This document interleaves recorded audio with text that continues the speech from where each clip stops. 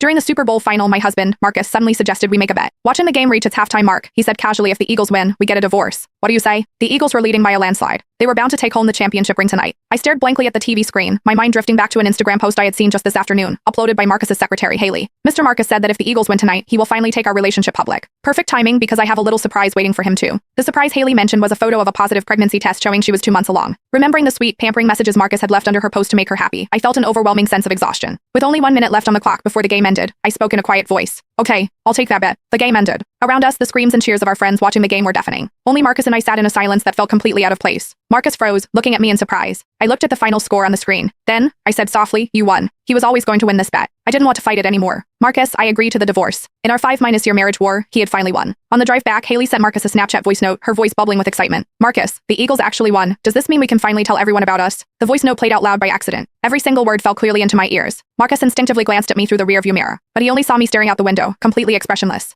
He cleared his throat. It was just a random bet before the game started. I was just trying to make her happy. But Marcus paused, his tone turning somewhat indifferent. Since I've been with her for so long, I guess it really is time to marry her. I gave a quiet have your lawyer draft the papers. Seemingly not expecting me to agree so easily, Marcus was slightly taken aback. Then he said, there's no need to rush it like this. I met his gaze calmly. We wouldn't want to delay your big announcement. It's better to sign the papers as soon as possible. After all, she's been waiting quite eagerly. I wasn't lying. Haley had been with him for 3 years, but she had never gotten the chance to show him off publicly. As long as Marcus and I were married, he couldn't bear to let Haley be labeled a homewrecker. Marcus stared at my face, trying to read my expression, but I was too exhausted. I just closed my eyes. I didn't want to say another word. As we neared the house, Marcus suddenly said, the power went out at Haley's place. She's terrified of the dark. I need to go over and keep her company. Okay, just draw me off at the next intersection, I said, not even looking at him. I was already too used to this. Marcus hesitated. Only after I stepped out of the car did he say, I might not come back tonight. I nodded, my face completely calm. Okay? After Marcus's car drove away, I stood on the sidewalk for a while. My phone buzzed. It was a Snapchat message from my best friend, Amber. Did you and Marcus leave early? I can't find you guys at the party. Marcus had hesitated for a long time about coming to this game tonight. Maybe out of guilt or maybe remorse, he had still ended up coming with me. I replied to Amber. Yeah.